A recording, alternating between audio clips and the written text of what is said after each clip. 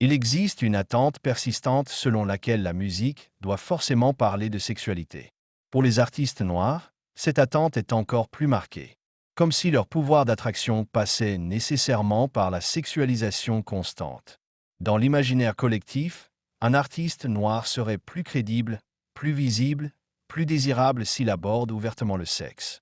S'il se met en scène dans l'excès, le corps exposé, entouré de femmes sexualisées. La provocation devient alors une preuve de réussite plutôt qu'un choix artistique. Cette logique enferme. Elle réduit la création à une performance sexuelle, au détriment du sens, de l'émotion ou de la narration. Les morceaux qui prennent le temps de suggérer, de raconter autrement, sont souvent jugés moins attractifs, moins vendeurs.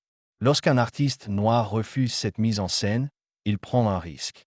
Celui d'être perçu comme trop discret, pas assez vendeur, voire déconnecté des attentes du public. La sobriété devient un désavantage. Ce stéréotype repose sur une vision réductrice du désir et de l'identité.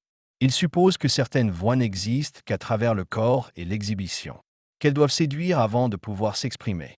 À force, cette sexualisation imposée efface la diversité des imaginaires.